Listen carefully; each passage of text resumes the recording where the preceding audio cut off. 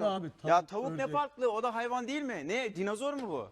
Dinozor olsa o da hayvan. Araba yiyebilir dinozor belki, T-Rex. Sana bir şey söyleyeceğim. Gel abi yakından söyleyeyim. Yok öyle bir mantık. Tavuğun Tavuk farklı marifetlerini ya. biliyorsun. Tavuk farklı Abi, arkadaş tavuğun ya. marifetlerini biliyorsun. Ya tavuk farklı ya. Biliyorsun Vallahi abi. tavuk ya. Tavuk çok farklı ya. Abi tavuğun marifetini biliyorsun değil mi? Domuzun da marifetini biliyorum o zaman. Aynen. Ne anlatıyorsun? Abi sen şu anda çok yanlış bir konuya girdin ya. Gerçekten. Abi Hatalısın.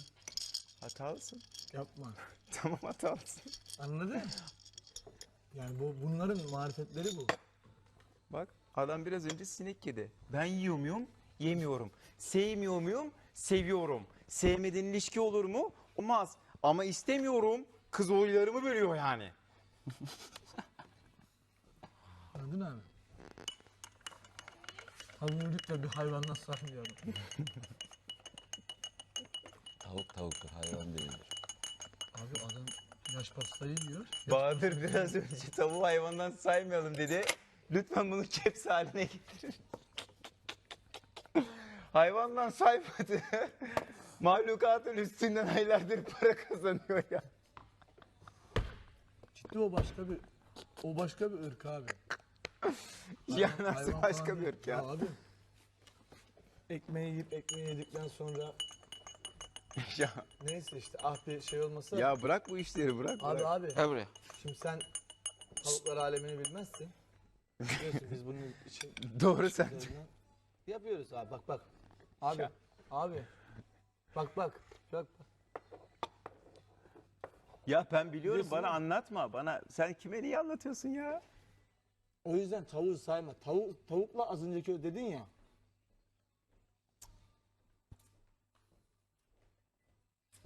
Böyle bir hikaye. O da Allah'ın yarattığı bir canlı.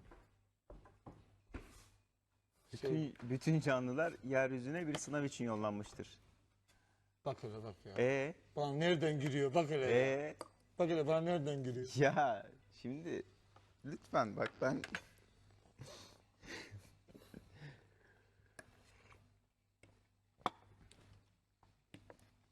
Biz tavuk yetiştiricileri olarak bak Bahadır, biz bu işin ithalatını, ihracatını, yeri geliyor imalatını yapıyoruz.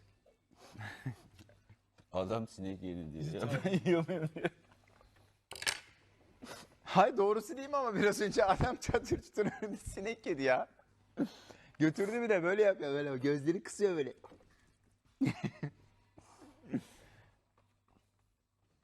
Bak bir tane daha yakaladı, onu da götürecek şimdi, bak çöktü üstüne.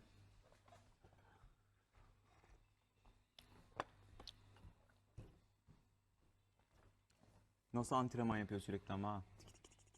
Tik tik tik tik tik. Bak. Arka tarafında, solunda.